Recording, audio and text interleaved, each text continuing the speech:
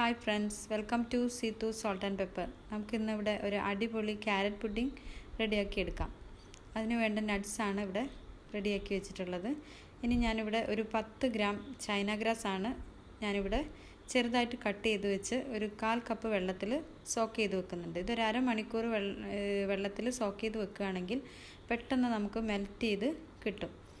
അതിന് വേണ്ടിയിട്ട് ഞാനിവിടെ നേരത്തെ തന്നെ ഇങ്ങനെ റെഡിയാക്കി വെക്കുന്നുണ്ട്.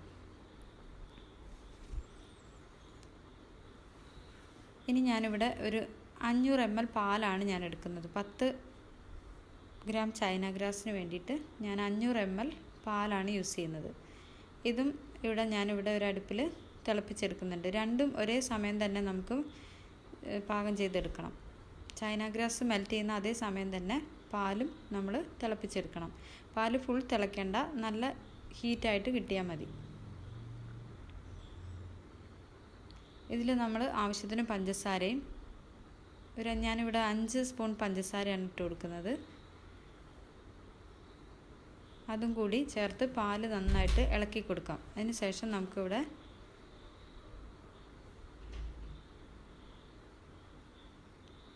പാലിനകത്തേക്കൊരു 1/4 കപ്പ് മിൽക്ക് മെയ്ഡും കൂടി ഞാൻ ചേർത്ത് കൊടുക്കുന്നുണ്ട്. ടേസ്റ്റിന് വേണ്ടിയാണ്, ഓപ്ഷണലാണ്, നമുക്ക് വേണമെങ്കിൽ യൂസ് ചെയ്താൽ മതി. ഇതും കൂടി ചേർത്ത് വീണ്ടും നമുക്കിത് നന്നായിട്ട് മിക്സ് ചെയ്തെടുക്കാം. ഇതൊക്കെ ലോ ഫ്ലെയിമിലിട്ടാണ് ഞാൻ ചെയ്യുന്നത്. മിൽക്ക് മെയ്ഡും നേരത്തെ നമ്മൾ ഷുഗർ യൂസ് ചെയ്തുകൊണ്ട് നമ്മൾ ചെക്ക് ചെയ്തിട്ട് ഇനി ഷുഗർ ആഡ് ചെയ്യാൻ പാടുള്ളൂ. നമുക്ക് വേണ്ട മധുരത്തിനനുസരിച്ച് നമുക്ക് ചേർത്തെടുക്കാം. ഇനി ഞാനിവിടെ ഒരു 2 ക്യാരറ്റ്, ഫ്രഷ് ക്യാരറ്റ് കുഞ്ഞതായിട്ട് അരിഞ്ഞ് കുറച്ച് പാലും കൂടി ചേർത്ത് മിക്സിയിൽ നന്നായിട്ട് അടിച്ചെടുക്കുന്നുണ്ട്. ചിലരിത് വേവിച്ചാണ് അരയ്ക്കാറുള്ളത്. ഞാനിത് പച്ചയ്ക്കാണ് ചെയ്തിട്ടുള്ളത്. അതിൻ്റെ നാച്ചുറൽ കളർ കിട്ടാൻ വേണ്ടിയിട്ടാണ് ഞാൻ അങ്ങനെ ചെയ്തത്. പിന്നെ ഒരു ഡ്രോപ്പ് ഫുഡ് കളർ, ഓറഞ്ച് കളറും ഒറ്റ ഡ്രോപ്പും കൂടി ഞാൻ യൂസ് ചെയ്യുന്നുണ്ട്. നമ്മൾ നേരത്തെ അരച്ച് വെച്ചിട്ടുള്ള ക്യാരറ്റ് നമുക്ക് ഇതിനകത്തേക്ക് ആഡ് ചെയ്ത് കൊടുക്കാം.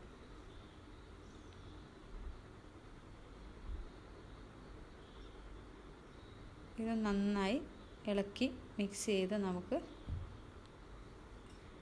എടുത്തതിന് ശേഷം നമ്മുടെ മെൽറ്റ് ചെയ്ത ചൈന ഗ്രാസും കൂടി നമുക്കിതിനകത്തേക്ക് ആഡ് ചെയ്ത് വീണ്ടും നമുക്ക് ഇത് നന്നായിട്ട് മിക്സ് ചെയ്യാം.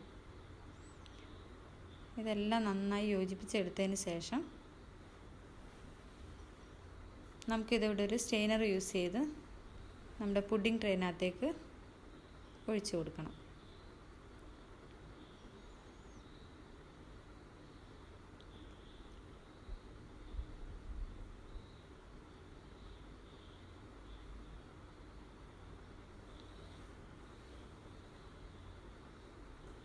അരിപ്പ് ഉപയോഗിച്ച് നമുക്ക് ഇത് പുഡിംഗ് ട്രേനകത്തേക്ക് ഒഴിക്കുകയാണ്.